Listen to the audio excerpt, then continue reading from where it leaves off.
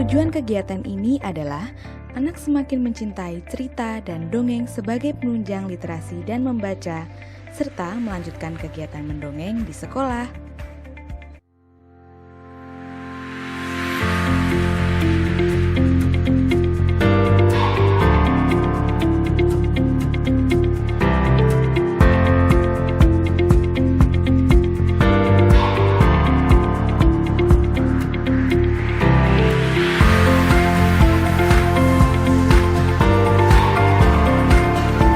Aduh, capek juga. Untung sudah sampai tujuan dengan selamat. Ya keringetan juga mengayuh sepeda ini. Tapi nggak apa-apa, akan lebih sehat untuk badan. Halo anak-anak, siswa-siswi SDK Santo Bernardus Madiun yang saya kasihi. Kita berjumpa kembali dalam acara B-Story di bulan September 2021 ini. Apa kabar kalian? Semoga tetap sehat, tetap semangat, dan jangan lupa tetap patuhi protokol kesehatan 6M agar kalian, keluarga kalian, dan orang-orang yang kalian cintai dapat terhindar dari penularan virus corona ini. Oke anak-anak, tema B-Story di bulan September 2021 ini adalah tentang alat-alat transportasi. Nah, saya akan mengajak kalian untuk mengenal cikal bakal transportasi, alat transportasi itu seperti apa. Maka sengaja tadi Pak Richard menggunakan sepeda kuno ini, karena ini adalah salah satu alat transportasi yang pernah digunakan pada waktu itu. Baik, mari kita ikuti cerita tentang alat-alat transportasi pada B-Story kali ini. Selamat mengikuti.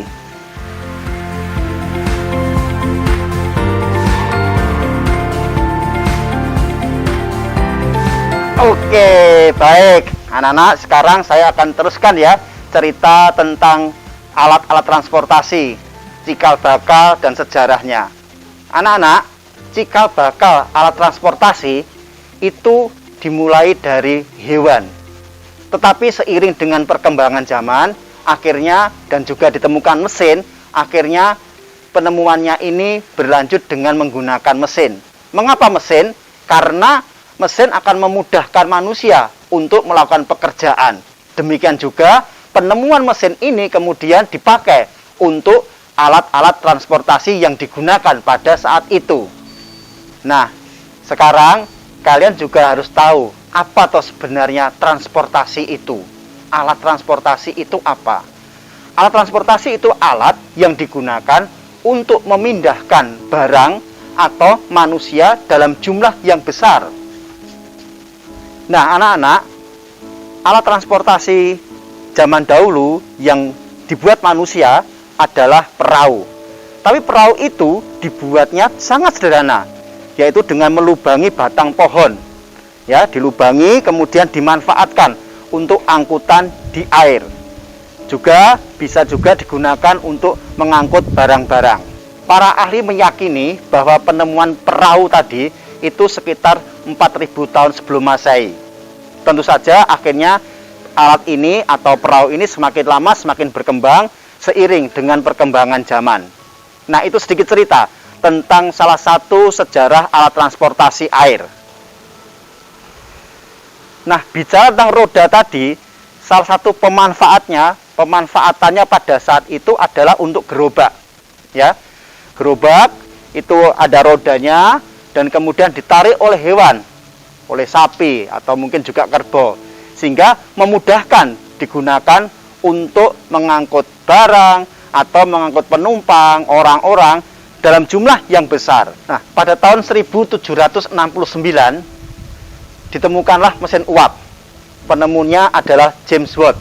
Nah, anak-anak, mesin uap ini yang kemudian dimanfaatkan untuk kendaraan beroda. Nah, kendaraan beroda tadi digunakan untuk memudahkan dan mempercepat perjalanan, menyingkat waktu tempuh, sehingga dapat segera sampai ke tujuan. Nah, pada tahun yang sama, seorang Perancis bernama Nicolas Joseph Cugnot itu mengadaptasi penemuan mesin uap tadi, sehingga menjadi penemuan mobil untuk yang pertama kali. Nah, berikutnya pada tahun 1867, penemuan mesin uap tadi dikembangkan untuk menghasilkan sepeda motor bertenaga uap. Dan itulah penemuan sepeda motor untuk yang pertama kali. Nah, tadi kita sudah bicara transportasi darat, transportasi laut. Masih ada lagi, transportasi udara. Nah, bagaimana ini transportasi udara? Nah, transportasi udara itu berkembang, ditemukan pada tahun 1903. Mungkin kalian pernah membaca di beberapa referensi, ditemukan oleh Wright bersaudara. Nama mereka adalah Orville Wright dan Wilbur Wright.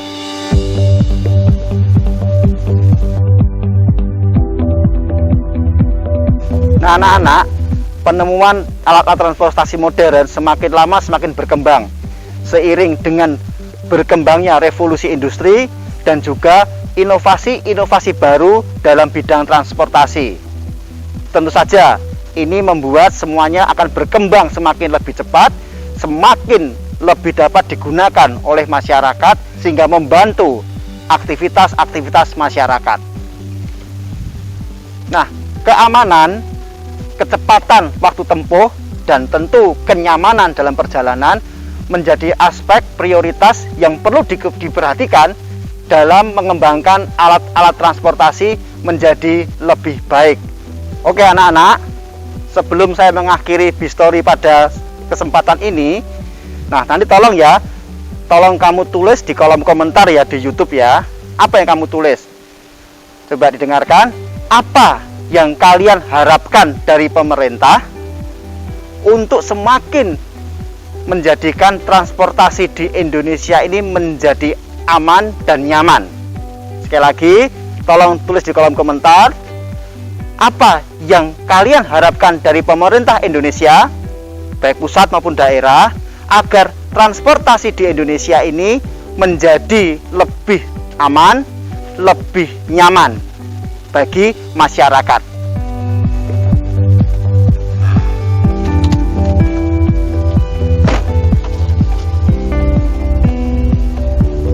Oke anak-anak, akhirnya sampai di sini ya perjumpaan kita dalam Bistory di bulan September ini. Sekali lagi, tetap sehat, tetap semangat, tetap gembira. Jangan lupa protokol kesehatan 6M harus senantiasa diperhatikan. Sampai jumpa bulan depan. Terima kasih, Tuhan senantiasa memberkati.